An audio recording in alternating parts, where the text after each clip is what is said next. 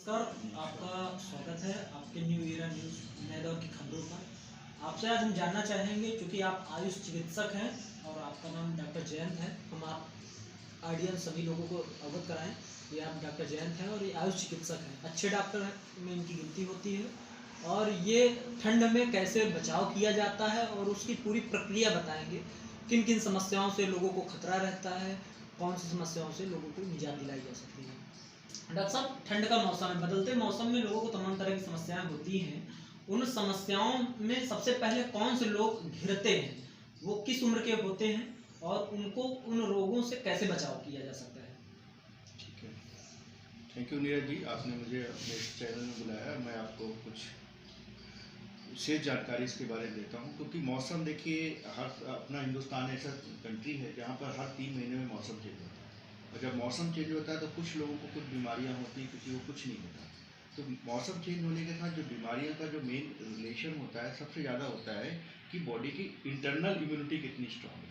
क्योंकि अगर मौसम चेंज होता है और सारे लोग अगर बीमार पड़ते हैं तो इसका मतलब मौसम का असर है नहीं। लेकिन कुछ लोग बीमार पड़ते हैं, कुछ लोग बीमार नहीं पड़ते, कुछ लोग हमेशा एक जैसे बने रहते हैं। कारण सिर्फ इतना सा है कि उनकी इम्यूनिटी बहुत वीक है, वो अंदर से इतने कमज़ोर हो चुके हुए हैं, जिसकी वजह से मौसम बदलते उनका असर उस पर होने लगता है।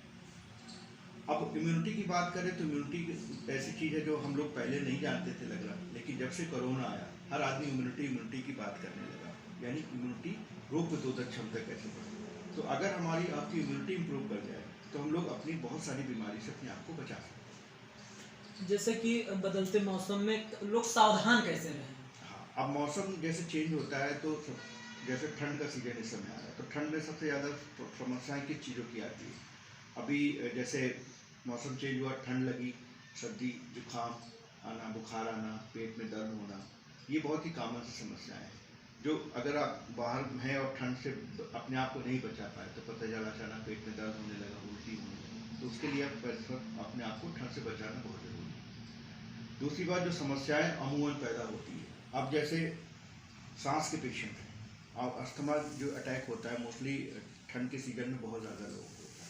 क्यों? क्योंकि मौसम में बहुत ज़्यादा ह्यूमिडिटी होती है, जिसकी वजह से क्या होता है कि लोग जो है अस्थमा के अटैक में आ जाते हैं। क्योंकि पॉल्यूशन जितना भी डस्ट पार्टिकल होता है एयर में हमारे बहुत नीचे साइड आ जाता है, जिसकी वजह से हम सांस लेते हैं तो सांस के साथ साथ हमारे जो एयर पार्टिकल्स है हमारे बॉडी में सांस के थ्रू हमारे बॉडी में अंदर आते हैं, जिसकी वजह से क्या होता है कि उनको सांस संबंधित समस्याएं, अस्थमा जैसे अटैक वो सांस के पेशेंट को होने लगता है। हार्ट के पेशेंट को, जो ठंड का मौसम आता है, बदलते मौसम में हार्ट पेशेंट के लिए किस तरह से समस्याएं हो सकती हैं और उनको बचाव में क्या करना चाहिए। बहुत सही बात बताई आपने। देखिए, क्या होता है कि हार्ट के पेशेंट आप देखते हो अमूमन जैसे भी ठंड का मौसम आया तो कार्डियक पेशेंट की भीड़ लग जाती है। कारण क्या होता है कि जो हमारा ब्लड का सर्कुलेशन होता है जब ठंड के मौसम होता है तो हमारा ब्लड का सर्कुलेशन स्टिगिंग हो जाता है, यानी उतना ब्लड का फ्लो फास्ट नहीं होता है।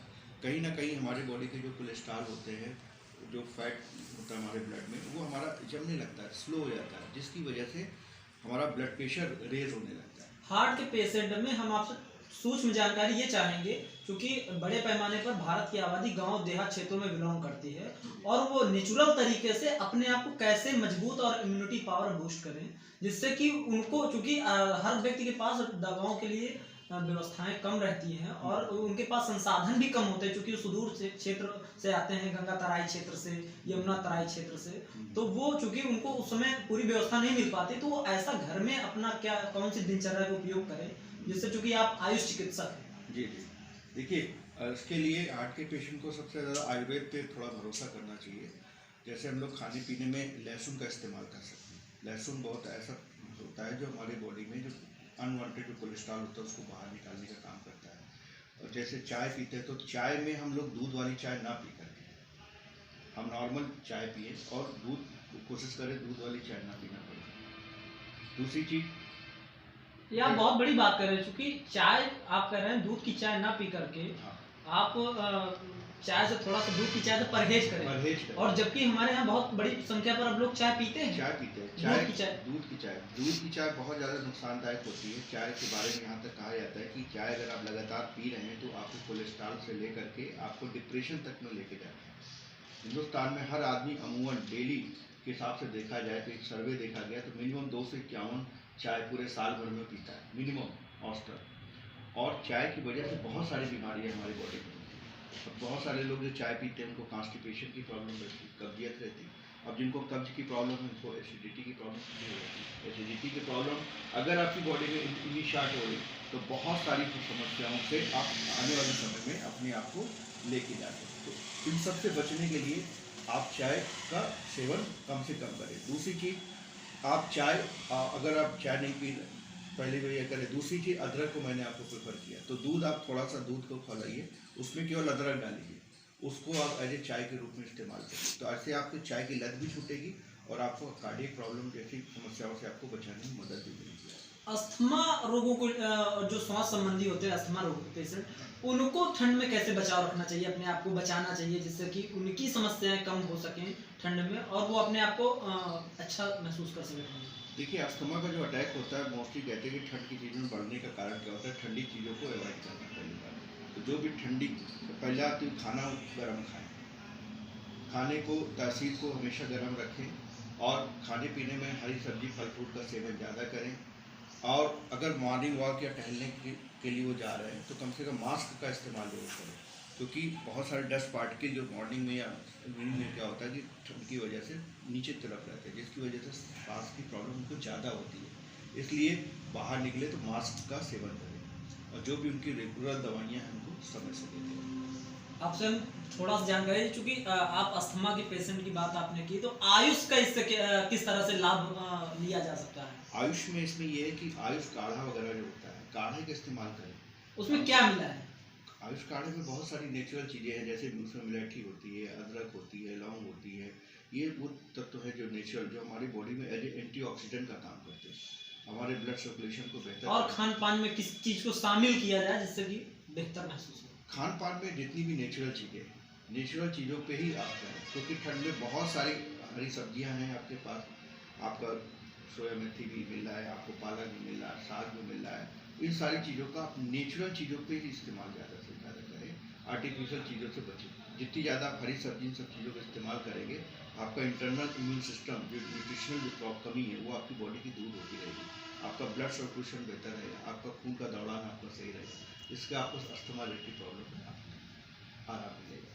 हम आपसे जानकारी ये भी चाहेंगे कि बच्चों को जो जन्म से लेकर के 2 साल से 3 साल तक के जो बच्चे होते हैं उनको ठंड में कौन कौन सी बीमारियों का खतरा रहता है? बच्चों में आमतौर पे जो छोटे बच्चे होते हैं, पहले उनको सर्दी जुकाम होता है, गले में खराश वगैरह, उसके बाद फिर थोड़ा सा और अगर उसको आपने ध्यान नहीं दिया तो थोड़ा फिर निमोनिया में कन्वर्ट हो जाता है। निमोनिया हो गया तो बच्चों को सांस लेने में दिक्कत होती है। आप हम लोग स्टेप लगा के देखते हैं तो खर खर, कभी आप लोग अमूमन भी सुनते हो कि सुना खर खर की आवाज़ आ रही है। तो ये जो अस्थमा, सर्दी जुकाम के बाद अस्थमेटिक निमोनिया जैसी समस्याओं में बच्चे तरफ पड़ जाते हैं। उसके लिए बच्चों में मोस्टली यही प्रॉब्लम ज़्यादा होती है, इसलिए ज़रूरी है बच्चों को सावधानी रखें, उनको नाक जो है ठंड वगैरह से बचने के लिए टोपी वगैरह लगा के रखें और खुली हवा में कम से कम उनको लेके रखें, ताकि उनको ठंड का अटैक ना पड़े। क्योंकि एक बार हो गया तो 5-7 दिन अगर खींच गया तो धीरे धीरे निमोनिया की तरफ बढ़ जाता है, तो उनके लिए और ज़्यादा इश्यू हो जाता है। अगर हो गया तो फिर उसके बाद आप उनको भाप दिलाइए। घर पे आपके पास भाप की सुविधा है तो आप गर्म पानी में उसको क्या बोलते हैं विक्स, उसको डाल के उसको भाप दिला सकते हैं घर में प्राथमिक ट्रीटमेंट के लिए, या गर्म पानी में आप खौलते पानी में आप अजवाइन डाल कर उसको भी भाप दिला सकते हैं। इससे उनको थोड़ा सा कंजेशन है तो उसमें भी आराम। माँ के दूध के सिवाय बच्चों को और क्या दिया जा सकता है इन परिस्थितियों में? नेचुरल जो घरेलू चीज़ें हैं, माँ के दूध के अलावा बच्चे जो भी खान पान में जो चीज़ें हैं उनको वही खिलाइए। लोग बाहर की चीज़ों को अवॉइड करिए। बाहर की चीज़ों में बच्चे तो बोलेंगे कुरकुरे खाना है, ये खाना है, चिप्स खाना है, उन चीज़ों को अवॉइड करिए। घर की चीज़ें खिलाइए, उनको दूध पिलाइए और प्राथमिकता के साथ प्राथमिक स्वास्थ्य केंद्र में जरूर जाएं। हाँ, जहाँ पे दिक्कत हो तुरंत आप डॉक्टर से कंसल्ट करें। अपनी तरफ से दवाइयाँ ना खाएं। कई बार होता है पेशेंट आता है 5-7 दिन हो गया, कितने दिन बुखार? 7 दिन हो गए, क्या खा रहे थे? मेडिकल से ले लिया, वो खा लिया, वो खा लिया। जब 7 दिन बाद पेशेंट दिक्कत में आ जाता है, कंजेशन हो गया, बच्चा सांस लेने में दिक्कत होने लगी, अस्थमेटिक जैसा अटैक हो गया, तब वो डॉक्टर के पास लेके आते हैं। इसलिए शुरुआत में उसको सावधानी रखें और ठंड से बचाएं ताकि सीवियरिटी से बचा जा सके। बुजुर्गों की बहुत बड़ी एक संख्या हमारे देश में तैयार है, क्योंकि हमारा देश अभी युवा पीढ़ी से दौर से गुजरा, धीरे धीरे यहाँ संख्या बुजुर्गों की भी बहुत अच्छी हो गई है। और बुजुर्ग तो हमारे मार्गदर्शक होते हैं जो वृद्ध हैं, लेकिन उनको भी ठंड के मौसम में असुविधा और परेशानियां होती रहती हैं। उनके लिए आप क्या संदेश देंगे? देखिए, बुजुर्गों में भी मैं जैसा बोला कि कार्डियो रिलेटेड प्रॉब्लम, तो मोस्टली जो जितने 30-40 एज के ऊपर के लोग हैं उन्हीं को ज़्यादा वो प्रॉब्लम होती है। अस्थमेटिक अटैक की बात करें तो 40 से ज़्यादा 50% जो ऊपर एज बढ़ रहा है, 50 से ऊपर बढ़ रहा है, उनको अस्थमा की प्रॉब्लम ज़्यादा होने लगती है। इसके अलावा जितने भी ओल्ड एज में डायबिटीज़ रिलेटेड पेशेंट हैं उनको भी प्रॉब्लम होती है।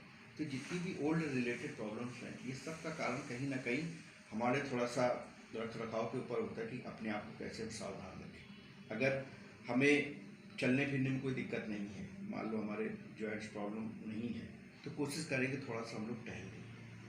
मॉर्निंग में ठंड ज़्यादा होती है तो इसलिए मॉर्निंग में थोड़ा सा अवॉइड करें टहलने का, लेकिन सेकेंड टाइम में जो ठंड जब ना हो तो कोशिश करें आधा घंटे कम से कम वॉक करें, ताकि उनका ब्लड सर्कुलेशन भी ठीक रहे।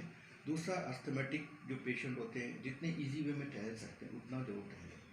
तीसरा, अगर उनको डायबिटीज़ है तो डायबिटीज़ पेशेंट भी जरूर टहलें, क्योंकि ठंड में क्या होता है कि लोग खाते पीते खूब हैं, आराम से ज़्यादा खा भी ले तो भी डाइजेशन का गड़बड़ नहीं होता, इसलिए ज़रूरत से ज़्यादा खा लेते हैं। लेकिन मूवमेंट अगर नहीं करें तो वेट गेन करने लगते हैं, वजन बढ़ने लगता है, उससे भी कई समस्याएं पैदा होती हैं। तो उसके लिए ज़रूर अपनी एक्टिविटीज़ को शामिल रखें, जो भी घूमने का वॉक करने का जो सिस्टम है उसको जरूर रखें, और विशेष तौर पे खाने का विशेष ध्यान रखें समय से। हम आपसे जानकारी एक और भी चाहेंगे कि अपने यहाँ जो आपने कहा कि जो नेचुरल चीज़ों पर फोकस करना चाहिए, लेकिन बढ़ती फूड सिस्टम में जो फास्ट फूड का एक दौर चल रहा है, एक चलन सा चल रहा है, लोग ऑर्डर कर देते हैं और फास्ट फूड तुरंत उपलब्ध हो जाता है, उससे लोग कैसे बचें? देखिए, बचना तो हम ही और उनसे कौन सी गंभीर बीमारियां पैदा हो सकती हैं, ये जरूर आप बताइएगा। आज के समय देखो, जितनी भी बीमारियां हो रही हैं, बीमारी के अगर हम कारण की बात करें तो आदमी बीमार क्यों पड़ रहा है? पहला कारण क्या है? उसके खान पान में जो पोषक तत्व तो चाहिए उसको नहीं मिल पा रहा है। जो भी protein, vitamin, mineral, amino acid चाहिए वो हमें नहीं मिल पा रहा। दूसरी क्या है, आज के समय जो भी हम लोग उगा रहे हैं, हाइब्रिड फ्रूट्स ले रहे हैं, हाइब्रिड वेजिटेबल ले रहे हैं, पेस्टिसाइड, केमिकल का बहुत ज़बरदस्त तरीके से इस्तेमाल होता है, वो हमारी बॉडी के लिए बहुत नुकसानदायक है। तीसरा, पेस्टिसाइड। आज की डेट में आप बताओ कौन सी चीज़ है जो बिना पेस्टिसाइड के उग रही है? कोई चीज़ ऐसी नहीं है जिसमें पेस्टिसाइड न पड़ा, तो वो हमारे लिए सबसे ज़्यादा घातक है, लेकिन उनसे हम बच भी नहीं सकते। अगर दूसरी बीमारियों की बात करें, अगर अस्थमेटिक पेशेंट है या कोई भी, तंबाकू एक बहुत बड़ा कारण है बीमारी का। अब हर चौथा आदमी मसाला गुटखा खाते हुए दिख जाएगा। स्मोकिंग, एल्कोहल, और इसके अलावा वायरसेस, जितने भी वायरस हैं हमारे, चाहे कोरोना वायरस हो चाहे जितने भी वायरस हो, ये सारी हमारी बीमारी के लिए रिस्पॉन्सिबल है। एयर पॉल्यूशन हमारी बीमारी के लिए रिस्पॉन्सिबल है। इसके अलावा अल्ट्रा वायलेट, यहाँ तक कि तनाव, स्ट्रेस भी हम आपकी बॉडी में आज बहुत ज़्यादा है। और तनाव के, अगर किसी को लगातार तनाव बना रहे तो धीरे धीरे डिप्रेशन में पहुँच जाता है, और डिप्रेशन के बाद सुसाइड तक की नौबत आ जाती है। इस सब के पीछे कहीं ना कहीं कारण जो है, आज के समय में जो इन सब से कैसे बचा जाए उसको आपको थोड़ा ध्यान रखना। आप अल्कोहल का सेवन करते हैं, अल्कोहल बंद करें, तंबाकू का सेवन करें, तंबाकू बंद करें। जो चीज़ें हम अवॉइड कर सकते हैं वो अवॉइड करें, और ज़्यादा से ज़्यादा नेचुरल चीज़ों पे फोकस करें। जो पैसा हम अपना अल्कोहल में, तंबाकू में, इन चीज़ों में खर्चा करें, उस चीज़ों से आप ड्राई फ्रूट्स लीजिए, ड्राई फ्रूट्स खाइए, वेजिटेबल के अलावा आप फल फ्रूट पे फोकस करिए, और नेचुरल चीज़ों पे। बाकी फास्ट फूड से जितना हो सके बचें, और ख़ासतौर से मैदे की बनी हुई चीज़ें, जितने भी फास्ट फूड होते हैं, जैसे आप पिज्ज़ा है, बर्गर है, मैगी है, चाउमीन है, पास्ता है, इस सब में मैदा का खूब इस्तेमाल होता है। इन चीज़ों से बचें, क्योंकि ये चीज़ें जाके कहीं ना कहीं हमारी बॉडी में कई प्रॉब्लम के लिए रिस्पॉन्सिबल होती है। जैसे कांस्टिपेशन सबसे बड़ा कारण, पेट साफ ना होना, उसकी वजह से बहुत सारी दिक्कतें होती हैं। तो उन चीज़ों, मैदा प्लस मैदा से बनी चीज़ें बिल्कुल अवॉइड करें। कोल्ड ड्रिंक बिल्कुल अवॉइड करें, बच्चों में से लेके बड़ों तक, वे सभी के लिए विशेष हिदायत है। क्योंकि जो कोल्ड ड्रिंक होता है उसका जो वो होता है, जो पीएच होता है माइनस, उसका जो पीएच होता है 2.5 होता है, हाईली एसिडिक होता है, हाईली एसिडिक। आप थोड़ा सा, हमारे जो कि ऑडियंस ज़्यादातर ग्रामीण हैं, तो हम चाहेंगे कि आप उसको थोड़ा सा हिंदी में ज़्यादा विश्लेषण करें और हिंदी में ही फोकस करें, क्योंकि आप हैं तो हम उम्मीद करेंगे कि आप अच्छा बोलेंगे, तो चूँकि हमारे ऑडियंस उसको गंभीरता से लेंगे और उस पर फोकस करेंगे। सिंपल सी बात है, मैं तो यही कह सकता हूँ कि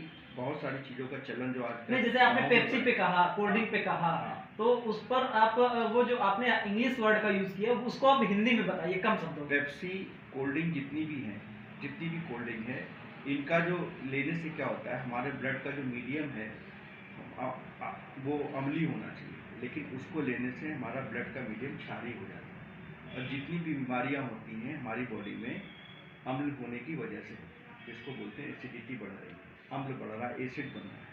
अगर उससे आपको अवॉइड करना है, 90 कोशिश करिए कि आप ना लें कोल्ड ड्रिंक, जितना बेहतर है।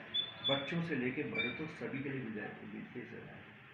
मैं देखता हूँ कि गाँव में भी आज कोल्ड ड्रिंक का बहुत ज़्यादा चलन है। नहीं, अपने यहाँ तो दौर था मट्ठे का, दूध का, और शरबत का, और गुड़ और पेठा का समय एक दौर था, लेकिन अब वो दौर को आज कोल्ड ड्रिंक ने कब्जे में कर लिया है, ऐसा कह सकते हैं। बिल्कुल सही बात है। हमारे एक मित्र हैं हमारे इसी क्षेत्र में, उनका कोल्ड ड्रिंक में एडिबल सेल्स का काम देखते हैं। वो बोलते हैं साहब जितने शहरों में नहीं पीते उससे ज़्यादा गाँव में लोग पी रहे, दबा के पी रहे। बोला हमारा जितना टारगेट होता है कि मान लो हमको 50 लाख का टर्नओवर देना है, तो बोला 50 लाख की जगह 75 लाख अपने आप पहुँच जाता है ऑटो मोड में।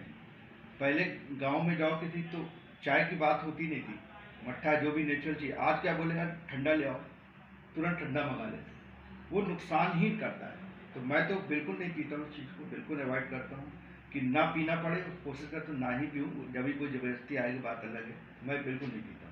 इसलिए मैं यही कहूँगा कि कोल्ड ड्रिंक से प्लस मैदे से बनी चीज़ें से आप जरूर अपने आप को बचाएं। उबले हुए भोजन में कितना पोषक तत्व तो पाया जाता है, क्योंकि कच्चा, क्योंकि फास्ट फूड में एक ऐसी भी चीजें कुछ आती हैं जो आधी पकी हुई होती है, आधी कच्ची होती है, उनमें कितने मात्रा में पोषक तत्व तो पाया जाता है और वो चीजें कितने शरीर स्वास्थ्य के लिए लाभदायक, वो कितनी हानिकारक होती है। देखिए, पकाने पाचन क्रिया के लिए जो भी चीज़ें हम लोग खाते हैं तो चाहते हैं प्रॉपर पकाओ, लेकिन अगर हम कोई चीज़ अधपकी खाएंगे तो जाहिर सी बात है जो काम हमारे दांत को करना चाहिए वो हमारी आंतों पे हमने काम को छोड़ दिया कि आगे का काम आते करेंगी, तो आते कहाँ से करेंगे। इसलिए कहा जाता है कि खाने के समय में जो भी हम खाना खाते हैं बोलते उसको 32 बार चबाओ। पहले भी लोग बोलते थे, क्यों?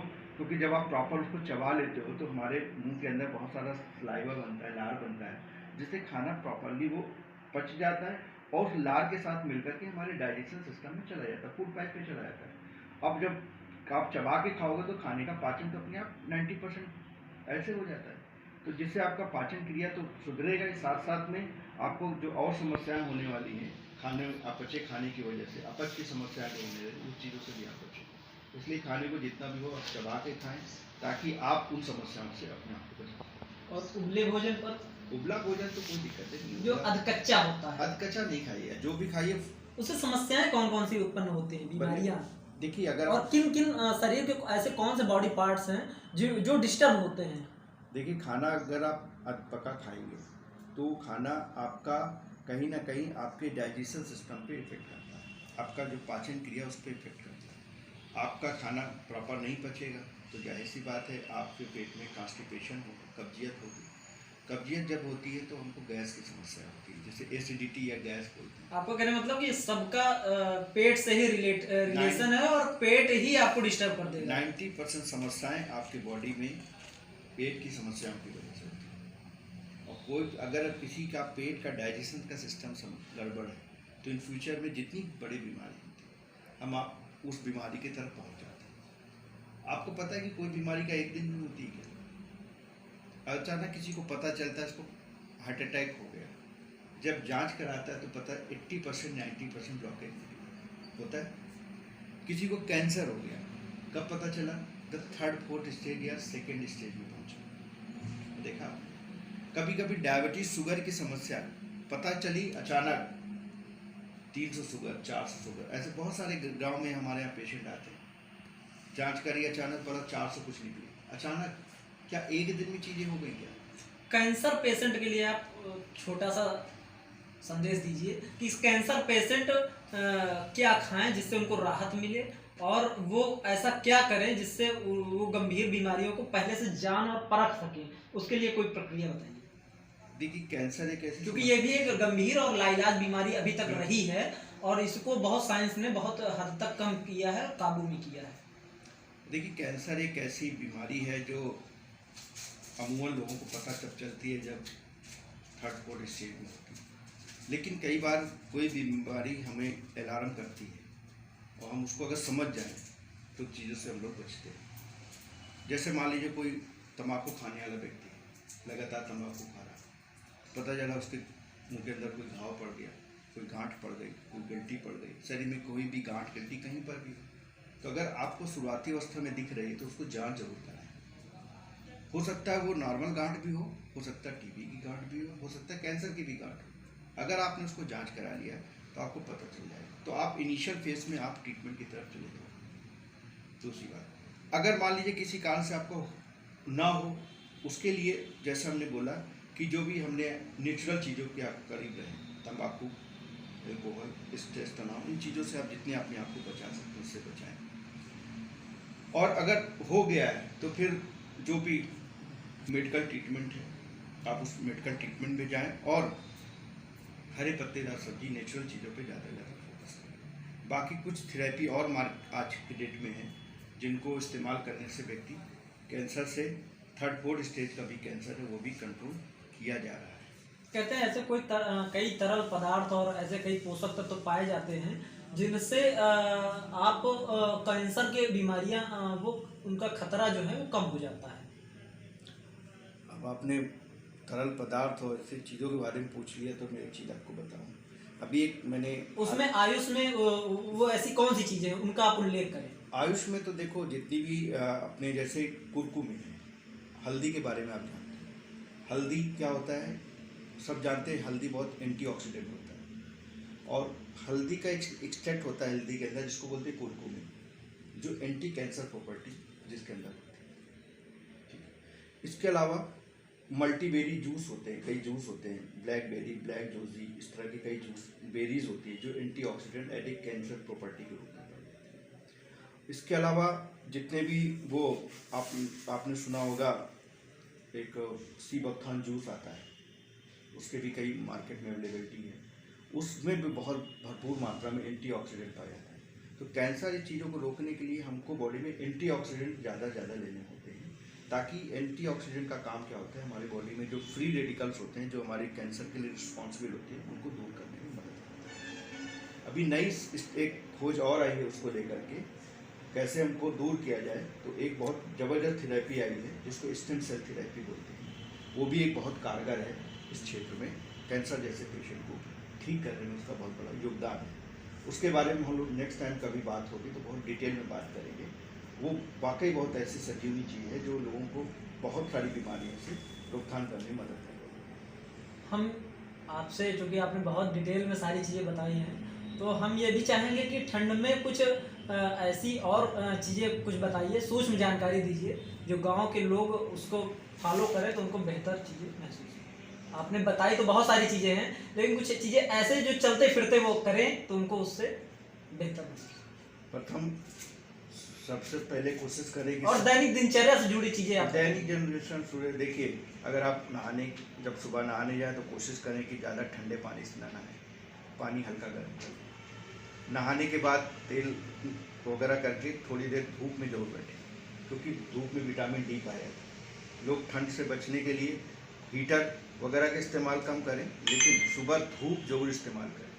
10 से 15 मिनट धूप में बैठें ताकि विटामिन डी आपकी बॉडी पहुंचे, आपका ब्लड सर्कुलेशन प्रॉपरली सही रहे, डाइजेशन आपका सही रहे। खान पान में खाना गर्म खाएं, ठंडा खाना बिल्कुल अवॉइड करें। फिर से निकाले खाना और लेके बैठे नहीं, खाना गर्म खाएं, गुनगुना करके खाना खाएं। जितनी भी अभी इस समय चीज़ें आ रही हैं, इस समय मौसम के हिसाब से मक्का भी आपको मिल रहा है, आपको गुड़ भी खाने को मिल रहा है ना।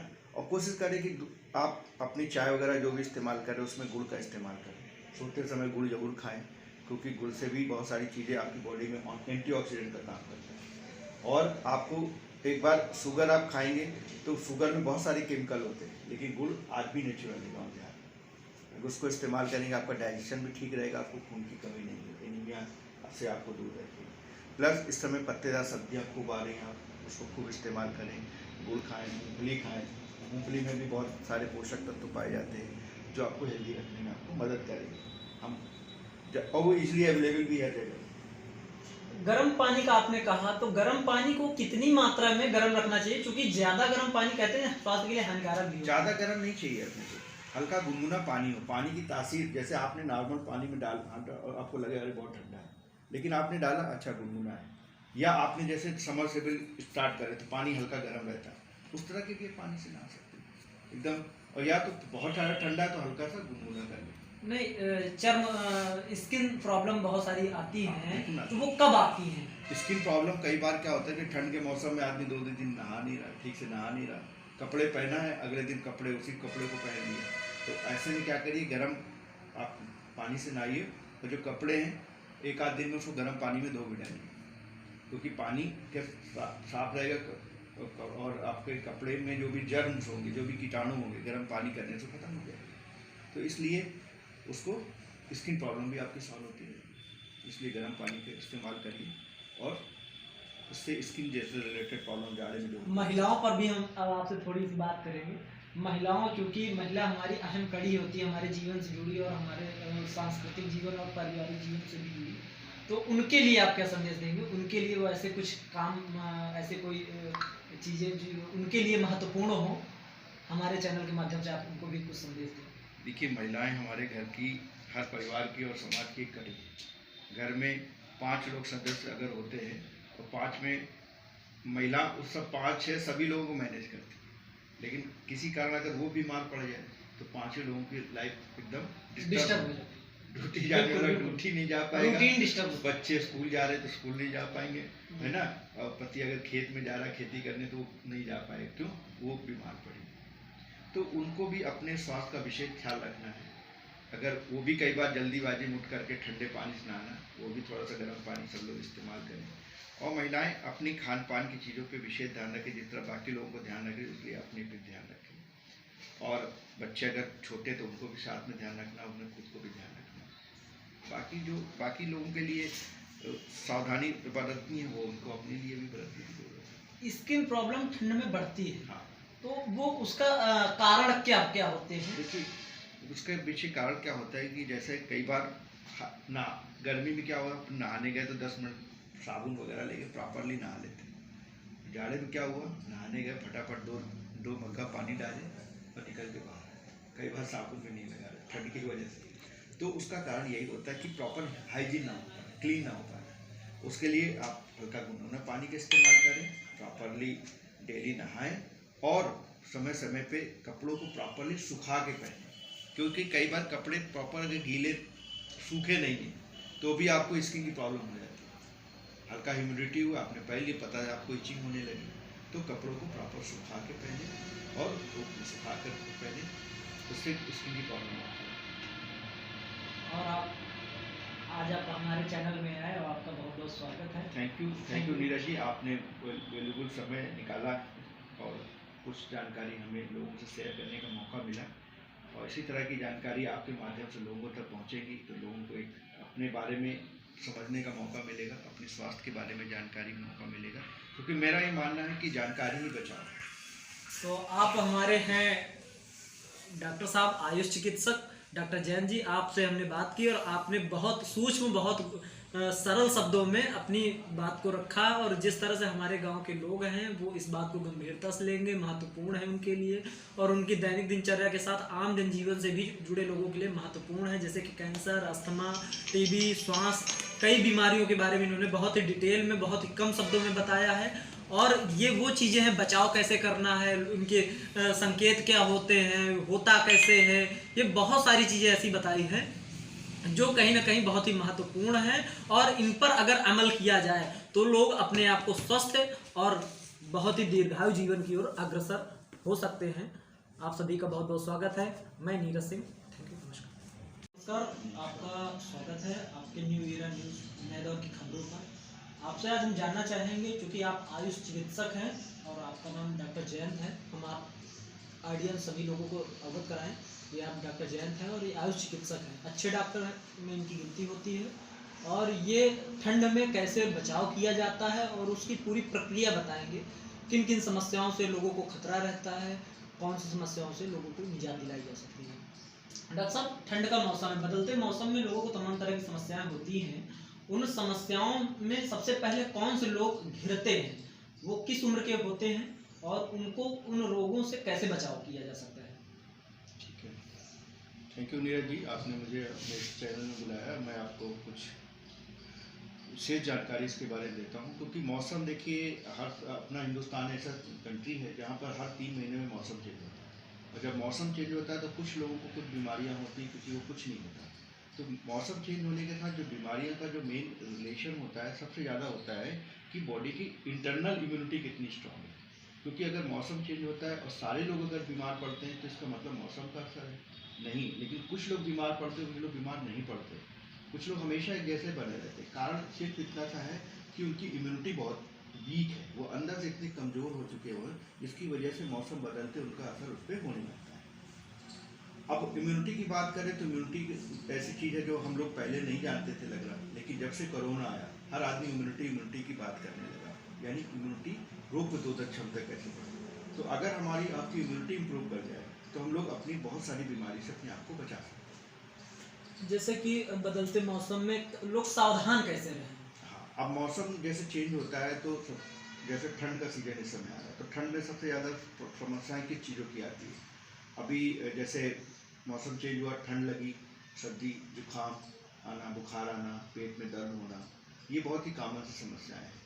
जो अगर आप बाहर हैं और ठंड से अपने आप को नहीं बचा पाए तो पता चला अचानक पेट में दर्द होने लगा, उल्टी होने लगी, तो उसके लिए आप अपने आप को ठंड से बचाना बहुत ज़रूरी है। दूसरी बात, जो समस्याएं अमूमन पैदा होती है, अब जैसे सांस के पेशेंट हैं, और अस्थमा जो अटैक होता है मोस्टली ठंड के सीजन में बहुत ज़्यादा लोगों को होता है। क्यों? क्योंकि मौसम में बहुत ज़्यादा ह्यूमिडिटी होती है, जिसकी वजह से क्या होता है कि लोग जो है अस्थमा के अटैक में आ जाते हैं। क्योंकि पॉल्यूशन जितना भी डस्ट पार्टिकल होता है एयर में हमारे बहुत नीचे साइड आ जाता है, जिसकी वजह से हम सांस लेते हैं तो सांस के साथ साथ हमारे जो एयर पार्टिकल्स है हमारे बॉडी में, सांस के थ्रू हमारे बॉडी में अंदर आते हैं, जिसकी वजह से क्या होता है कि उनको सांस संबंधित समस्याएं, अस्थमा जैसे अटैक, वो सांस के पेशेंट को होने लगते हैं। हार्ट के पेशेंट को, जो ठंड का मौसम आता है, बदलते मौसम में हार्ट पेशेंट के लिए किस तरह से समस्याएं हो सकती हैं और उनको बचाव में क्या करना चाहिए? बहुत सही बात बताई आपने। देखिए क्या होता है कि हार्ट के पेशेंट आप देखते हो अमूमन जैसे भी ठंड का मौसम आया तो कार्डियक पेशेंट की भीड़ लग जाती है।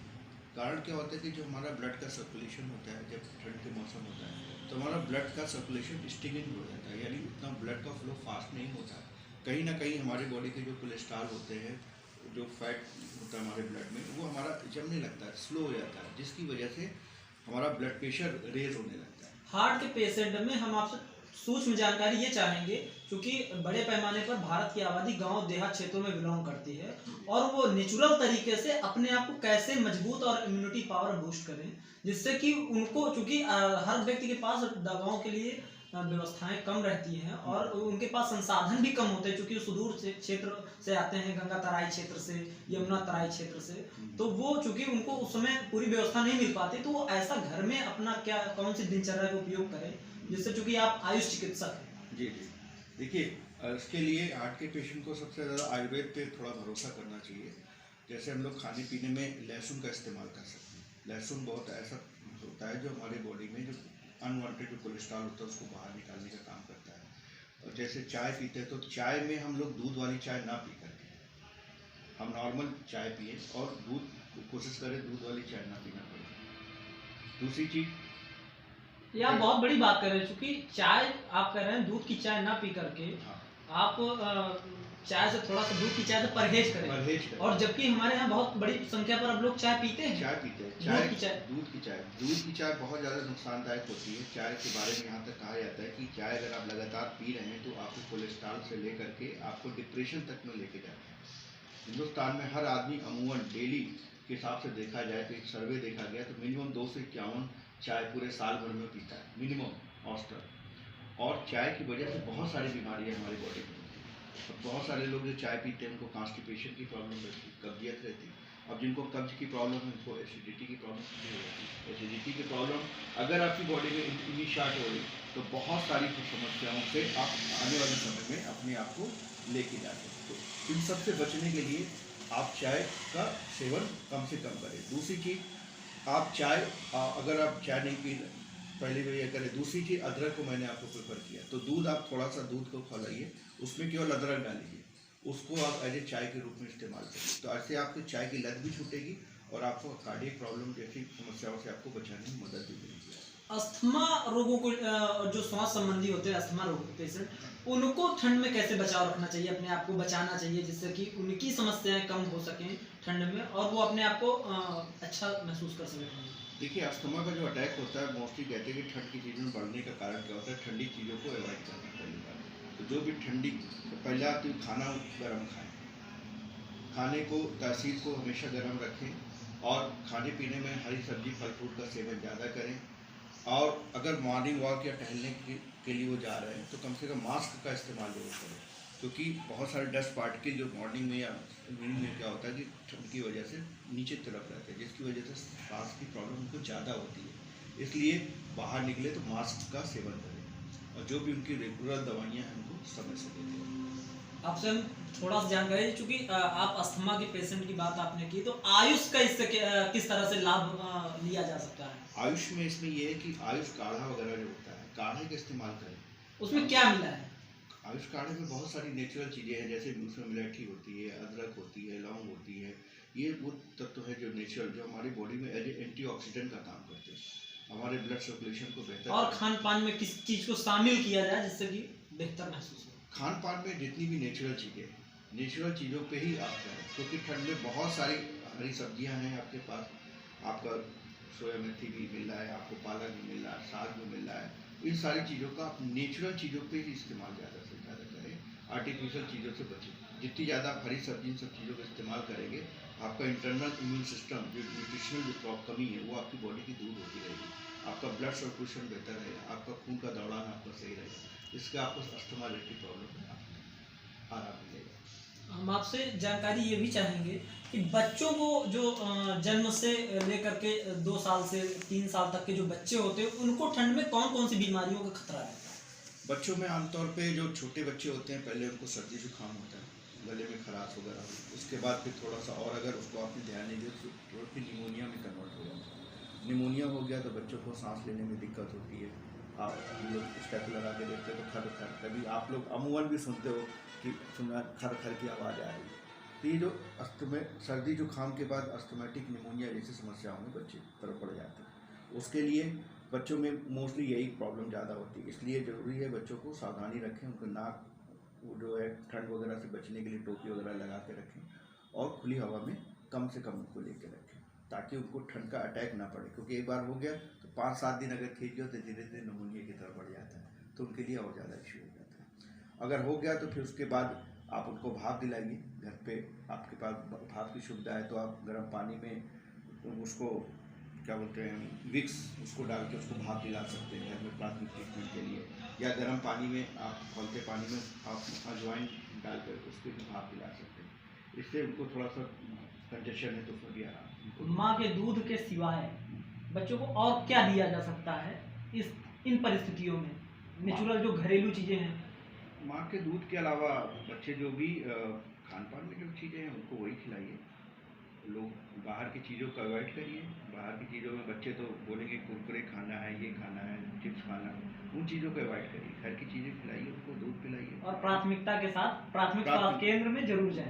हाँ, जहाँ पे दिक्कत हो तुरंत आप डॉक्टर से कंसल्ट करें, अपनी तरफ से दवाइयाँ ना खाएं। कई बार होता है पेशेंट आता है 5-7 दिन हो गए, कितने दिन बुखार? 7 दिन हो गए, क्या खा रहे थे? मेडिकल से ले लिया, वो खा लिया, वो खा लिया। जब 7 दिन बाद पेशेंट दिक्कत में आ जाता है, कंजेशन हो गया, बच्चा सांस लेने में दिक्कत होने लगी, अस्थमैटिक जैसा अटैक हो गया, तब वो डॉक्टर के पास लेके आते हैं। इसलिए शुरुआत में उसको सावधानी रखें और ठंड से बचाएं, ताकि सीवियरिटी से बचा जा सके। बुजुर्गों की बहुत बड़ी एक संख्या हमारे देश में तैयार है, क्योंकि हमारा देश अभी युवा पीढ़ी से दौर से गुजरा, धीरे धीरे यहाँ संख्या बुजुर्गों की भी बहुत अच्छी हो गई है। और बुजुर्ग तो हमारे मार्गदर्शक होते हैं जो वृद्ध हैं, लेकिन उनको भी ठंड के मौसम में असुविधा और परेशानियाँ होती रहती हैं। उनके लिए आप क्या संदेश देंगे? देखिए, बुजुर्गों में भी मैं जैसा बोला कि कार्डियक रिलेटेड प्रॉब्लम, तो मोस्टली जो 30-40 एज के ऊपर के लोग हैं उन्हीं को ज़्यादा वो प्रॉब्लम होती है। अस्थमैटिक अटैक की बात करें तो 40 से ज़्यादा 50% जो ऊपर एज बढ़ रहा है, 50 से ऊपर बढ़ रहा है, उनको अस्थमा की प्रॉब्लम ज़्यादा होने लगती है। इसके अलावा जितने भी ओल्ड एज में डायबिटीज़ रिलेटेड पेशेंट है उनको भी प्रॉब्लम होती है। तो जितनी भी ओल्ड रिलेटेड प्रॉब्लम्स हैं, ये सब का कारण कहीं ना कहीं हमारे थोड़ा सा रख रखाव के ऊपर होता है कि अपने आप को कैसे हम सावधान रखें। अगर हमें चलने फिरने में कोई दिक्कत नहीं है, मान लो हमारे जॉइंट्स प्रॉब्लम नहीं है, तो कोशिश करेंगे थोड़ा सा हम लोग टहल लें। मॉर्निंग में ठंड ज़्यादा होती है तो इसलिए मॉर्निंग में थोड़ा सा अवॉइड करें टहलने का, लेकिन सेकेंड टाइम में जो ठंड जब ना हो तो कोशिश करें आधा घंटे कम से कम वॉक करें, ताकि उनका ब्लड सर्कुलेशन भी ठीक रहे। दूसरा, अस्थमेटिक जो पेशेंट होते हैं जितने इजी वे में टहल सकते हैं उतना जरूर टहलें। तीसरा, अगर उनको डायबिटीज़ है तो डायबिटीज़ पेशेंट भी जरूर टहलें, क्योंकि ठंड में क्या होता है कि लोग खाते पीते खूब हैं, आराम से ज़्यादा खा भी ले तो भी डाइजेशन का गड़बड़ नहीं होता, इसलिए ज़रूरत से ज़्यादा खा लेते हैं। लेकिन मूवमेंट अगर नहीं करें तो वेट गेन करने लगते हैं, वजन बढ़ने लगता है, उससे भी कई समस्याएं पैदा होती हैं। तो उसके लिए ज़रूर अपनी एक्टिविटीज़ को शामिल रखें, जो भी घूमने का वॉक करने का जो सिस्टम है उसको ज़रूर रखें, और विशेष तौर पे खाने का विशेष ध्यान रखें समय से। हम आपसे जानकारी एक और भी चाहेंगे कि अपने यहाँ जो आपने कहा कि जो नेचुरल चीज़ों पर फोकस करना चाहिए, लेकिन बढ़ती फूड सिस्टम में जो फास्ट फूड का एक दौर चल रहा है, एक चलन सा चल रहा है, लोग ऑर्डर कर देते हैं और फास्ट फूड तुरंत उपलब्ध हो जाता है, उससे लोग कैसे बचें? देखिए, बचना तो हम ही को, और उनसे कौन सी गंभीर बीमारियां पैदा हो सकती हैं, ये जरूर आप बताइएगा। आज के समय देखो जितनी भी बीमारियां हो रही हैं, बीमारी के अगर हम कारण की बात करें तो आदमी बीमार क्यों पड़ रहा है? पहला कारण क्या है? उसके खान पान में जो पोषक तत्व तो चाहिए उसको नहीं मिल पा रहा है। जो भी protein, vitamin, mineral, amino acid चाहिए वो हमें नहीं मिल पा रहा। दूसरी क्या है, आज के समय जो भी हम लोग उगा रहे हैं, हाइब्रिड फ्रूट्स ले रहे हैं, हाइब्रिड वेजिटेबल ले रहे हैं, पेस्टिसाइड, केमिकल का बहुत ज़बरदस्त तरीके से इस्तेमाल होता है, वो हमारी बॉडी के लिए बहुत नुकसानदायक है। तीसरा, पेस्टिसाइड। आज की डेट में आप बताओ कौन सी चीज़ है जो बिना पेस्टिसाइड के उग रही है? कोई चीज़ ऐसी नहीं है जिसमें पेस्टिसाइड न पड़ा, तो वो हमारे लिए सबसे ज़्यादा घातक है, लेकिन उनसे हम बच भी नहीं सकते। अगर दूसरी बीमारियों की बात करें, अगर अस्थमेटिक पेशेंट है या कोई भी, तंबाकू एक बहुत बड़ा कारण है बीमारी का। अब हर चौथा आदमी मसाला गुटखा खाते हुए दिख जाएगा। स्मोकिंग, एल्कोहल, और इसके अलावा वायरस, जितने भी वायरस हैं हमारे, चाहे कोरोना वायरस हो चाहे जितने भी वायरस हो, ये सारी हमारी बीमारी के लिए रिस्पॉन्सिबल है। एयर पॉल्यूशन हमारी बीमारी के लिए रिस्पॉन्सिबल है। इसके अलावा अल्ट्रावायलेट, यहाँ तक कि तनाव, स्ट्रेस भी हम आपकी बॉडी में आज बहुत ज़्यादा है।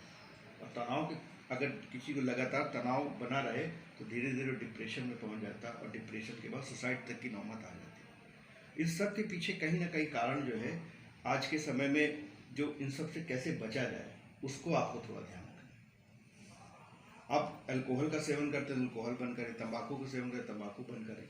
जो चीज़ें हम अवॉइड कर सकते हैं वो अवॉइड करें, और ज़्यादा से ज़्यादा नेचुरल चीज़ों पे फोकस करें। जो पैसा हम अपना अल्कोहल में, तंबाकू में, इन चीज़ों में खर्चा करें, उस चीज़ों से आप ड्राई फ्रूट्स लीजिए, ड्राई फ्रूट्स खाइए, वेजिटेबल के अलावा आप फल फ्रूट पे फोकस करिए, और नेचुरल चीज़ों पे। बाकी फास्ट फूड से जितना हो सके बचें, और ख़ासतौर से मैदे की बनी हुई चीज़ें, जितने भी फास्ट फूड होते हैं, जैसे आप पिज्ज़ा है, बर्गर है, मैगी है, चाउमीन है, पास्ता है, इस सब में मैदा का खूब इस्तेमाल होता है। इन चीज़ों से बचें, क्योंकि ये चीज़ें जाके कहीं ना कहीं हमारी बॉडी में कई प्रॉब्लम के लिए रिस्पॉन्सिबल होती है। जैसे कांस्टिपेशन सबसे बड़ा कारण, पेट साफ नहीं होना, उसकी वजह से बहुत सारी दिक्कतें होती हैं। तो उन चीज़ों, मैदा प्लस मैदा से बनी चीज़ें बिल्कुल अवॉइड करें। कोल्ड ड्रिंक बिल्कुल अवॉइड करें, बच्चों में से लेके बड़ों तक, वे सभी के लिए विशेष हिदायत है। क्योंकि जो कोल्ड ड्रिंक होता है उसका जो वो होता है, जो पीएच होता है माइनस, उसका जो पीएच होता है 2.5 होता है, हाईली एसिडिक होता है, हाईली एसिडिक। आप थोड़ा सा, हमारे जो कि ऑडियंस ज़्यादातर ग्रामीण है, तो हम चाहेंगे कि आप उसको थोड़ा सा हिंदी में ज़्यादा विश्लेषण करें, और हिंदी में ही फोकस करें, क्योंकि आप हैं तो हम उम्मीद करेंगे कि आप अच्छा बोलेंगे, तो चूँकि हमारे ऑडियंस उसको गंभीरता से लेंगे और उस पर फोकस करेंगे। सिंपल सी बात है, मैं तो यही कह सकता हूँ कि बहुत सारी चीज़ों का चलन जो आज नहीं, जैसे आपने पेप्सी पे कहा, कोल्ड ड्रिंक पे कहा, तो उस पर आप वो जो आपने इंग्लिश वर्ड का यूज़ किया उसको आप हिंदी में बताइए कम शब्दों में। पेप्सी, कोल्ड ड्रिंक जितनी भी कोल्ड ड्रिंक है, इनका जो लेने से क्या होता है, हमारे ब्लड का जो मीडियम है वो अम्लीय होना चाहिए, लेकिन उसको लेने से हमारा ब्लड का मीडियम क्षारीय हो जाता है, और जितनी भी बीमारियां होती हैं हमारी बॉडी में अम्ल होने की वजह से, जिसको बोलते हैं एसिडिटी बढ़ रही है, अम्ल बढ़ रहा है, एसिड बन रहा है। अगर उससे आपको अवॉइड करना है, 90 कोशिश करिए कि आप ना लें कोल्ड ड्रिंक, जितना बेहतर है। बच्चों से लेके बड़े तो सभी के लिए बिल्कुल सही है। मैं देखता हूँ कि गाँव में भी आज कोल्ड ड्रिंक का बहुत ज़्यादा चलन है। नहीं, अपने यहाँ तो दौर था मट्ठे का, दूध का, हाँ, और शरबत का, और गुड़ और पेठा का समय एक दौर था। लेकिन अब वो दौर को आज कोल्ड ड्रिंक ने कब्जे में कर लिया है, ऐसा कह सकते हैं। बिल्कुल सही बात है। हमारे एक मित्र हैं हमारे इसी क्षेत्र में, उनका कोल्ड ड्रिंक में एज सेल्स का काम देखते हैं। वो बोलते हैं साहब जितने शहरों में नहीं पीते उससे ज़्यादा गाँव में लोग पी रहे, दबा के पी रहे। बोला हमारा जितना टारगेट होता है कि मान लो हमको 50 लाख का टर्नओवर देना है, तो बोला 50 लाख की जगह 75 लाख अपने आप पहुँच जाता है ऑटो मोड में। पहले गांव में जाओ किसी तो चाय की बात होती नहीं थी, मट्ठा जो भी नेचुरल चीज़। आज क्या बोलेगा, ठंडा ले आओ, तुरंत ठंडा मंगा लेते, वो नुकसान ही करता है। तो मैं तो बिल्कुल नहीं पीता हूँ, उस चीज़ को बिल्कुल अवॉइड करता हूँ कि ना पीना पड़े, कोशिश करता हूँ ना ही पीऊँ। जब भी कोई ज़बरदस्ती आएगी बात अलग है, मैं बिल्कुल नहीं पीता हूँ। इसलिए मैं यही कहूँगा कि कोल्ड ड्रिंक से प्लस मैदे से बनी चीज़ें से आप जरूर अपने आप को बचाएं। उबले हुए भोजन में कितना पोषक तत्व पाया जाता है? क्योंकि कच्चा, क्योंकि फास्ट फूड में एक ऐसी भी चीजें कुछ आती हैं जो आधी पकी हुई होती है, आधी कच्ची होती है। उनमें कितने मात्रा में पोषक तत्व पाया जाता है, और वो चीजें कितने शरीर स्वास्थ्य के लिए लाभदायक, वो कितनी हानिकारक होती है?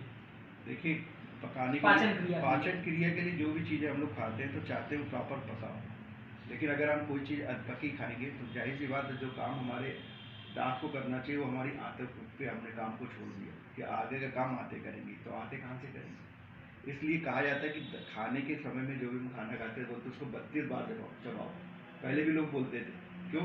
क्योंकि जब आप प्रॉपर उसको चबा लेते हो तो हमारे मुंह के अंदर बहुत सारा सलाइवा बनता है, लार बनता है, जिससे खाना प्रॉपरली वो पच जाता है और उस लार के साथ मिलकर के हमारे डाइजेशन सिस्टम में चला जाता है, फूड पाइप में चला जाता है।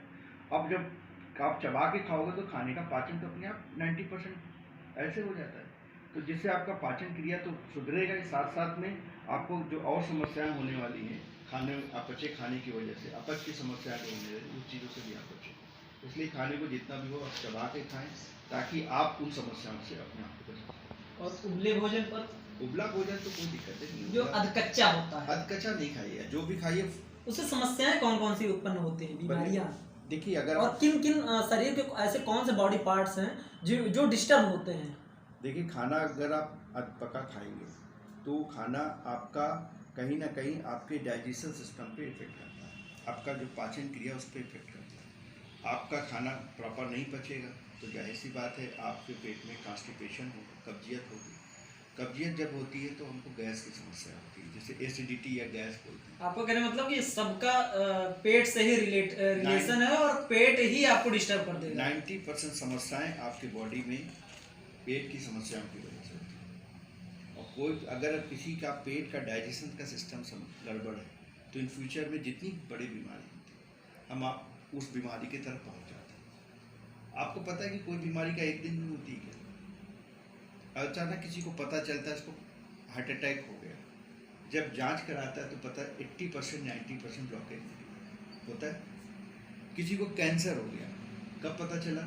द 3rd 4th स्टेज या 2nd स्टेज में पहुंचा। देखा, कभी कभी डायबिटीज शुगर की समस्या पता चली अचानक, 300 शुगर 400 शुगर, ऐसे बहुत सारे गांव में हमारे यहाँ पेशेंट आते हैं, जांच करी अचानक पता 400 कुछ निकली अचानक।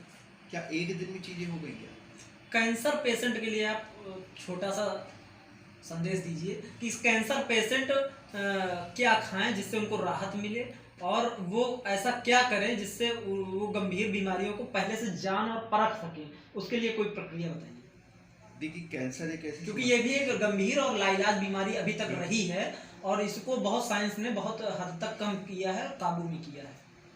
देखिए, कैंसर एक ऐसी बीमारी है जो अमूमन लोगों को पता तब चलती है जब 3rd 4th स्टेज में होती है, लेकिन कई बार कोई बीमारी हमें अलार्म करती है और हम उसको अगर समझ जाएं तो चीज़ों से हम लोग बचते हैं। जैसे मान लीजिए कोई तंबाकू खाने वाला व्यक्ति है, लगातार तंबाकू खा रहा, पता चला उसके मुंह के अंदर कोई घाव पड़ गया, कोई गांठ पड़ गई, कोई गिल्टी पड़ गई, शरीर में कोई भी गांठ गिल्टी कहीं पर भी हो, तो अगर आपको शुरुआती अवस्था में दिख रही है तो उसको जांच जरूर कराएं।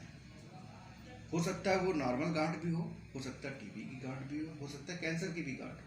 अगर आपने उसको जांच करा लिया तो आपको पता चल जाएगा, तो आप इनिशियल फेज में आप ट्रीटमेंट की तरफ चले जाओ।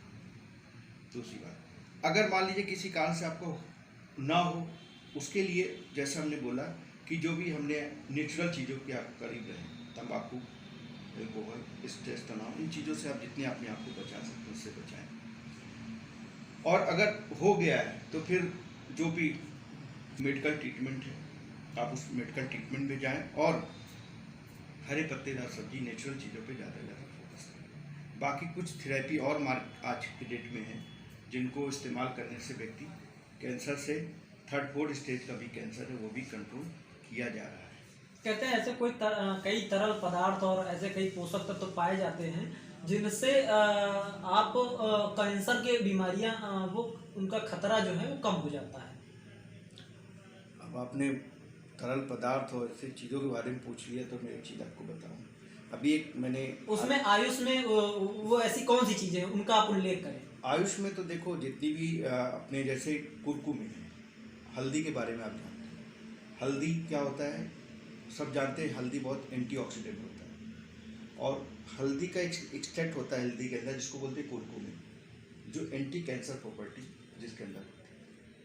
ठीक है, इसके अलावा मल्टीबेरी जूस होते हैं, कई जूस होते हैं, ब्लैकबेरी, ब्लैक जोजी, इस तरह के कई जूस बेरीज होती है जो एंटीऑक्सीडेंट एंटी कैंसर प्रॉपर्टी के रूप में पाई जाती है। इसके अलावा जितने भी वो आपने सुना होगा एक सी बकथान जूस आता है, उसके भी कई मार्केट में अवेलेबिलिटी है, उसमें भी बहुत भरपूर मात्रा में एंटीऑक्सीडेंट पाया जाता है। तो कैंसर की चीज़ों को रोकने के लिए हमको बॉडी में एंटीऑक्सीडेंट ज़्यादा लेने होते हैं, ताकि एंटीऑक्सीडेंट का काम क्या होता है, हमारी बॉडी में जो फ्री रेडिकल्स होते हैं जो हमारे कैंसर के लिए रिस्पॉन्सिबल होते हैं उनको दूर करने में मदद करता है। अभी नई एक खोज और आई है उसको लेकर के कैसे हमको दूर किया जाए, तो एक बहुत ज़बरदस्त थेरेपी आई है जिसको स्टेम सेल थेरेपी बोलते हैं। वो भी एक बहुत कारगर है इस क्षेत्र में, कैंसर जैसे पेशेंट को ठीक करने में उसका बहुत बड़ा योगदान है। उसके बारे में हम लोग नेक्स्ट टाइम कभी बात होगी तो बहुत डिटेल में बात करेंगे। वो वाकई बहुत ऐसी सजीवनी चीज़ है जो लोगों को बहुत सारी बीमारियों से रोकथाम करने में मदद करेगी। हम आपसे, चूँकि आपने बहुत डिटेल में सारी चीज़ें बताई हैं, तो हम ये भी चाहेंगे कि ठंड में कुछ ऐसी और चीज़ें कुछ बताइए, सूक्ष्म जानकारी दीजिए जो गांव के लोग उसको फॉलो करें तो उनको बेहतर चीज़ें महसूस हो। आपने बताई तो बहुत सारी चीज़ें हैं, लेकिन कुछ चीज़ें ऐसे जो चलते फिरते वो करें तो उनको उससे बेहतर महसूस। प्रथम सबसे पहले कोशिश करेंगे और दैनिक दिनचर्या से जुड़ी चीज़ें आप दैनिक जनरेशन सूर्य देखिए, अगर आप जब सुबह नहाने जाए तो कोशिश करें कि ज़्यादा ठंडे पानी से ना नहाएं, पानी हल्का गर्म करें। नहाने के बाद तेल वगैरह करके थोड़ी देर धूप में जरूर बैठें, क्योंकि धूप में विटामिन डी पाया जाता है। लोग ठंड से बचने के लिए हीटर वगैरह का इस्तेमाल कम करें, लेकिन सुबह धूप जरूर इस्तेमाल करें। 10 से 15 मिनट धूप में बैठें ताकि विटामिन डी आपकी बॉडी में पहुँचे, आपका ब्लड सर्कुलेशन प्रॉपरली सही रहे, डाइजेशन आपका सही रहे। खान पान में खाना गर्म खाएं, ठंडा खाना बिल्कुल अवॉइड करें। फिर से निकाले खाना और लेके बैठे नहीं, खाना गर्म खाएं, गुनगुना करके खाना खाएं। जितनी भी अभी इस समय चीज़ें आ रही हैं, इस समय मौसम के हिसाब से मक्का भी आपको मिल रहा है, आपको गुड़ भी खाने को मिल रहा है ना। और कोशिश करें कि आप अपनी चाय वगैरह जो भी इस्तेमाल करें उसमें गुड़ का इस्तेमाल करें। सोते समय गुड़ जरूर खाएं, क्योंकि गुड़ से भी बहुत सारी चीज़ें आपकी बॉडी में एंटीऑक्सीडेंट का काम करता है। और आपको एक बार शुगर आप खाएंगे तो शुगर में बहुत सारे केमिकल होते हैं, लेकिन गुड़ आज भी नेचुरल है गाँव देहात। उसको इस्तेमाल करेंगे, आपका डाइजेशन भी ठीक रहेगा, आपको खून की कमी नहीं होगी, एनीमिया से आपको दूर रखेगी। प्लस इस समय पत्तेदार सब्जियाँ खूब आ रही हैं, आप उसको खूब इस्तेमाल करें, गुड़ खाएँ, मूँगफली खाएँ। मूँगफली में भी बहुत सारे पोषक तत्व पाए जाते हैं जो आपको हेल्दी रखने में आपको मदद करेंगे। और वो इजीली अवेलेबल भी है जगह। गर्म पानी का आपने कहा, तो गर्म पानी को कितनी मात्रा में गर्म रखना चाहिए, क्योंकि ज़्यादा गर्म पानी कहते हैं स्वास्थ्य के लिए हानिकारक भी है। ज़्यादा गर्म नहीं चाहिए अपने को, हल्का गुनगुना पानी हो। पानी की तासीर जैसे आपने नॉर्मल पानी में और आपको लगे अरे बहुत ठंडा है, लेकिन आपने डाला अच्छा गुनगुना है, या आपने जैसे समरसेबल स्टार्ट करे तो पानी हल्का गर्म रहता है, उस तरह के भी पानी से नहा सकते हैं एकदम। और या तो बहुत ज़्यादा ठंडा है तो हल्का सा गुनगुना कर लें, नहीं, चर्म स्किन प्रॉब्लम बहुत सारी आती हैं, बिल्कुल तो वो कब आती हैं? स्किन प्रॉब्लम कई बार क्या होता है कि ठंड के मौसम में आदमी 2 दिन नहा नहीं रहा, ठीक से नहा नहीं रहा, कपड़े पहना है, अगले दिन कपड़े उसी कपड़े को पहन लिए। तो ऐसे में क्या करिए, गर्म आप पानी से नहाइए, और जो कपड़े हैं 1 आध दिन में उसको गर्म पानी में धो भी डालिए, क्योंकि पानी के तौर से मैदे की बनी हुई चीज़ें जितने भी फास्ट फूड होते हैं, जैसे आप पिज्ज़ा है, बर्गर है, मैगी है, चाउमीन है, पास्ता है, इस सब में मैदा का खूब इस्तेमाल होता है। इन चीज़ों से बचें, क्योंकि ये चीज़ें जाके कहीं ना कहीं हमारी बॉडी में कई प्रॉब्लम के लिए रिस्पॉन्सिबल होती है, जैसे कॉन्स्टिपेशन सबसे बड़ा कारण, पेट साफ नहीं होना, उसकी वजह से बहुत सारी दिक्कतें होती हैं। तो उन चीज़ों, मैदा प्लस मैदा से बनी हुई चीज़ें बिल्कुल अवॉइड करें। कोल्ड ड्रिंक बिल्कुल अवॉइड करें, बच्चों में से लेके बड़ों तक, वे सभी के लिए विशेष हिदायत है, क्योंकि जो कोल्ड ड्रिंक होता है उसका जो वो होता है, जो पीएच होता है माइनस, उसका जो पीएच होता है 2.5 होता है, हाईली एसिडिक होता है, हाईली एसिडिक। आप थोड़ा सा, हमारे जो कि ऑडियंस ज़्यादातर ग्रामीण है, तो हम चाहेंगे कि आप उसको थोड़ा सा हिंदी में ज़्यादा विश्लेषण करें, हाँ। हिंदी में ही फोकस करें, क्योंकि आप हैं, तो हम उम्मीद करेंगे कि आप अच्छा बोलेंगे, तो चूंकि हमारे ऑडियंस उसको गंभीरता से लेंगे और उस पर फोकस करेंगे। सिंपल सी बात है, मैं तो यही कह सकता हूँ कि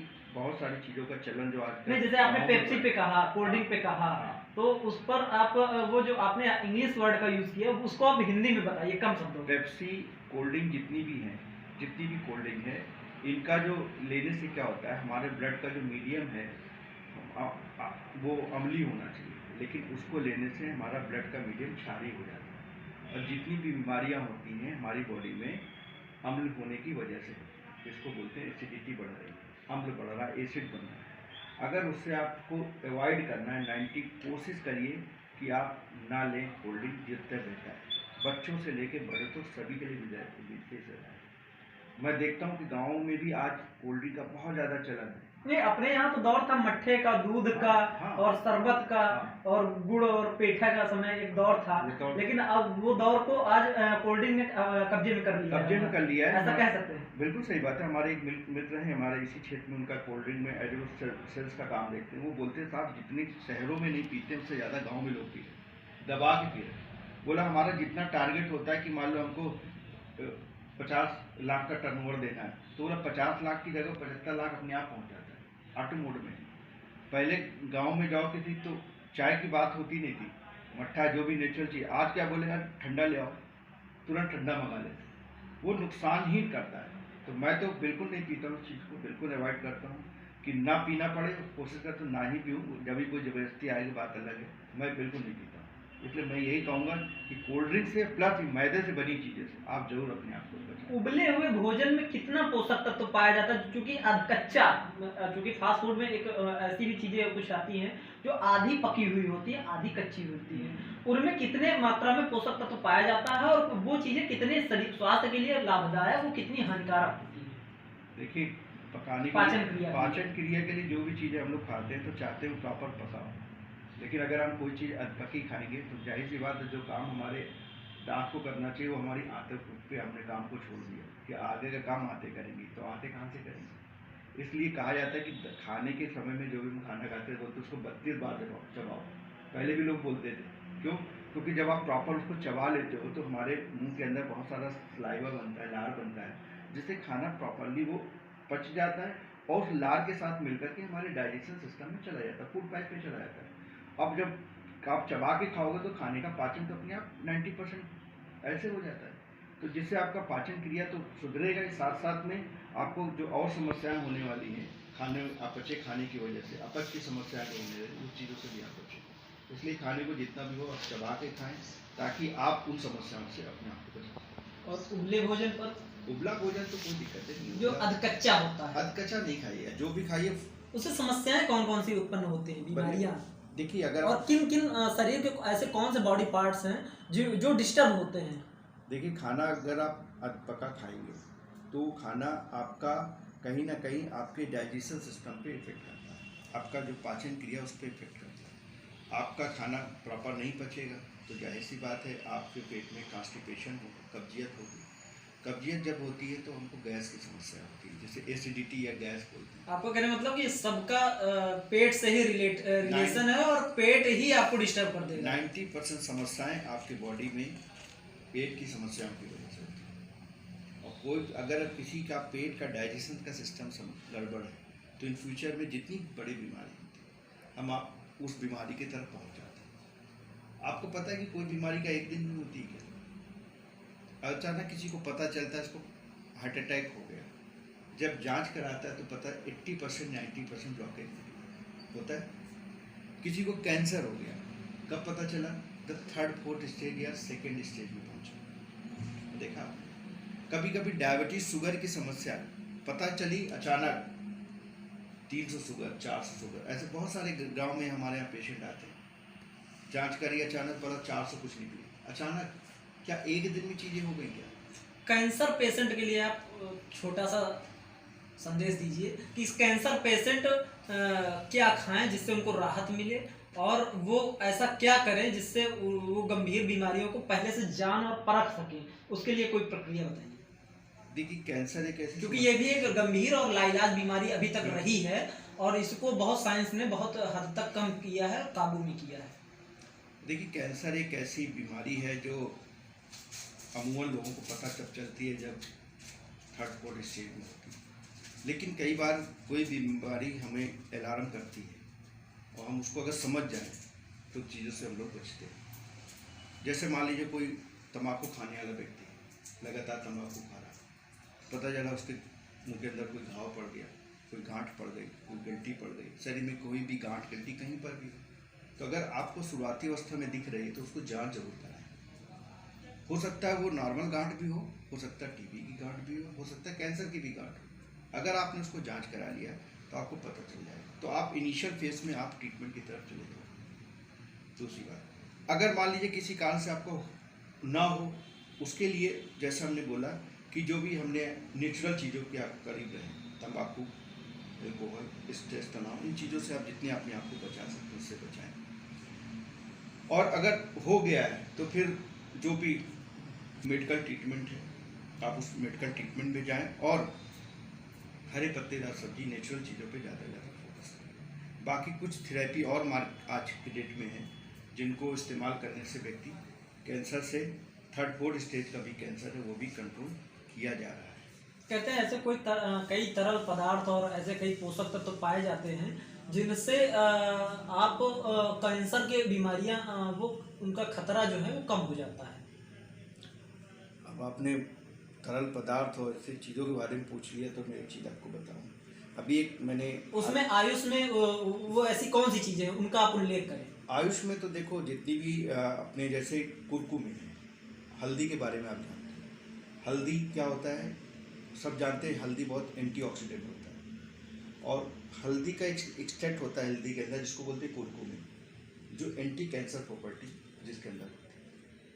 ठीक है, इसके अलावा मल्टीबेरी जूस होते हैं, कई जूस होते हैं, ब्लैकबेरी, ब्लैक जोजी, इस तरह की कई जूस बेरीज होती है जो एंटीऑक्सीडेंट एंटी कैंसर प्रॉपर्टी के रूप में बनती है। इसके अलावा जितने भी वो आपने सुना होगा एक सी बकथान जूस आता है, उसके भी कई मार्केट में अवेलेबिलिटी है, उसमें भी बहुत भरपूर मात्रा में एंटीऑक्सीडेंट पाया जाता है। तो कैंसर की चीज़ों को रोकने के लिए हमको बॉडी में एंटीऑक्सीडेंट ज़्यादा लेने होते हैं, ताकि एंटीऑक्सीडेंट का काम क्या होता है, हमारी बॉडी में जो फ्री रेडिकल्स होते हैं जो हमारे कैंसर के लिए रिस्पॉन्सिबल होते हैं उनको दूर करने में मदद करता है। अभी नई एक खोज और आई है उसको लेकर के कैसे हमको दूर किया जाए, तो एक बहुत ज़बरदस्त थेरेपी आई है जिसको स्टेम सेल थेरेपी बोलते हैं। वो भी एक बहुत कारगर है इस क्षेत्र में, कैंसर जैसे पेशेंट को ठीक करने में उसका बहुत बड़ा योगदान है। उसके बारे में हम लोग नेक्स्ट टाइम कभी बात होगी तो बहुत डिटेल में बात करेंगे।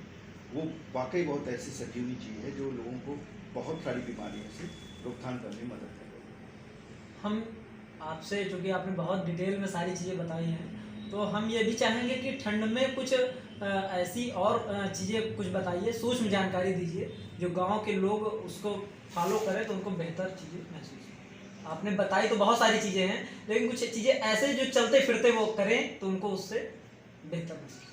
प्रथम सबसे पहले कोशिश करेंगे और दैनिक दिनचर्या से जुड़ी चीज़ें आप दैनिक जनरेशन सूर्य देखिए, अगर आप जब सुबह नहाने जाए तो कोशिश करें कि ज़्यादा ठंडे पानी से ना नहाएं, पानी हल्का गर्म करें।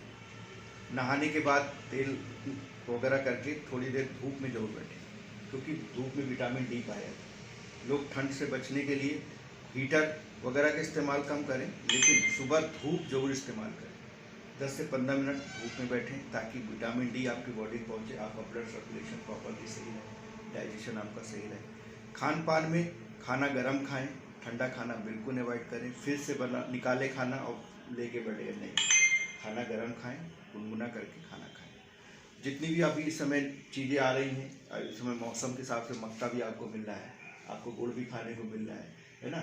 और कोशिश करें कि आप अपनी चाय वगैरह जो भी इस्तेमाल करें उसमें गुड़ का इस्तेमाल करें। सोते समय गुड़ जरूर खाएं, क्योंकि गुड़ से भी बहुत सारी चीज़ें आपकी बॉडी में एंटीऑक्सीडेंट का काम करती हैं। और आपको एक बार शुगर आप खाएंगे तो शुगर में बहुत सारे केमिकल होते हैं, लेकिन गुड़ आज भी नेचुरल है गाँव देहात। उसको इस्तेमाल करेंगे आपका डाइजेशन भी ठीक रहेगा, आपको खून की कमी नहीं होगी, एनीमिया से आपको दूर रखेगी। प्लस इस समय पत्तेदार सब्जियाँ खूब आ रही हैं, आप उसको खूब इस्तेमाल करें। गुड़ खाएँ, मूँगफली खाएँ, मूँगफली में भी बहुत सारे पोषक तत्व पाए जाते हैं जो आपको हेल्दी रखने में आपको मदद करेंगे। और वो इजीली अवेलेबल भी है।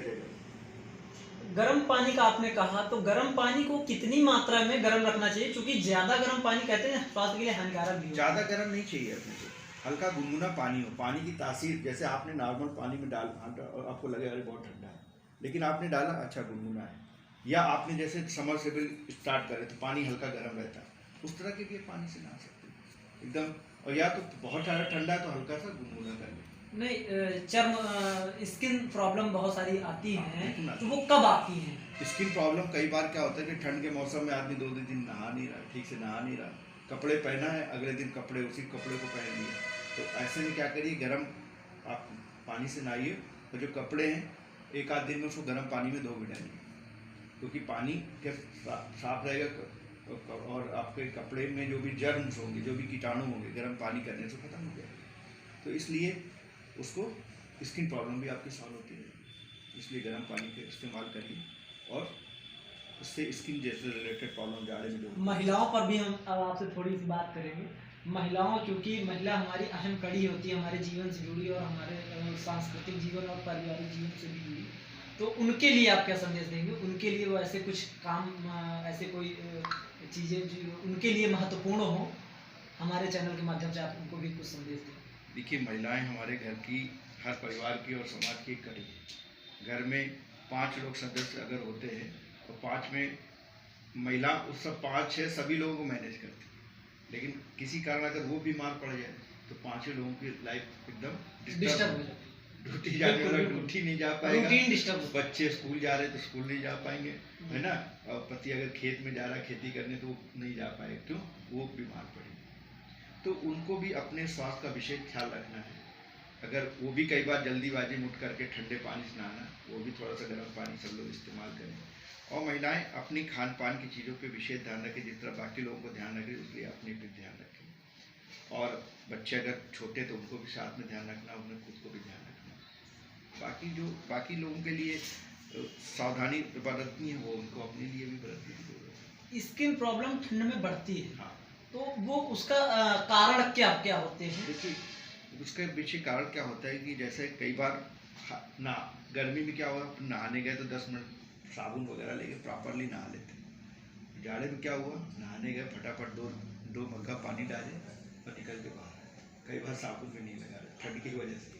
तो उसका कारण यही होता है कि प्रॉपर हाइजीन ना हो पाए, क्लीन ना हो पाए। उसके लिए आप हल्का गुनगुना पानी का इस्तेमाल करें, प्रॉपरली डेली नहाएं, और समय समय पे कपड़ों को प्रॉपरली सुखा के पहनें, क्योंकि कई बार कपड़े प्रॉपर अगर गीले सूखे नहीं हैं तो भी आपको स्किन की प्रॉब्लम हो जाती है। हल्का ह्यूमिडिटी हुआ, आपने पहन लिया, पता है आपको इचिंग होने लगी, तो कपड़ों को प्रॉपर सुखा के पहने और धूप में सुखा कर पहने, उससे स्किन की प्रॉब्लम आती है।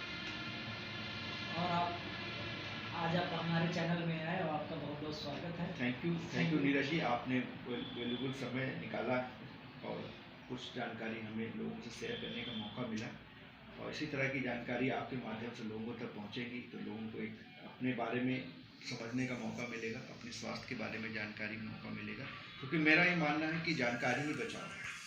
तो आप हमारे हैं डॉक्टर साहब, आयुष चिकित्सक, डॉक्टर जैन जी, आपसे हमने बात की और आपने बहुत सूक्ष्म, बहुत सरल शब्दों में अपनी बात को रखा, और जिस तरह से हमारे गांव के लोग हैं वो इस बात को गंभीरता से लेंगे, महत्वपूर्ण है उनके लिए, और उनकी दैनिक दिनचर्या के साथ आम जनजीवन से भी जुड़े लोगों के लिए महत्वपूर्ण है, जैसे कि कैंसर, अस्थमा, टीबी, श्वास, कई बीमारियों के बारे में इन्होंने बहुत ही डिटेल में, बहुत ही कम शब्दों में बताया है।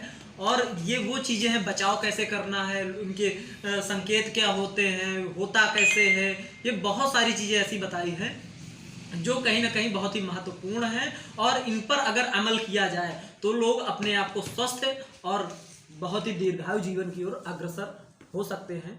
आप सभी का बहुत बहुत स्वागत है। मैं नीरज सिंह।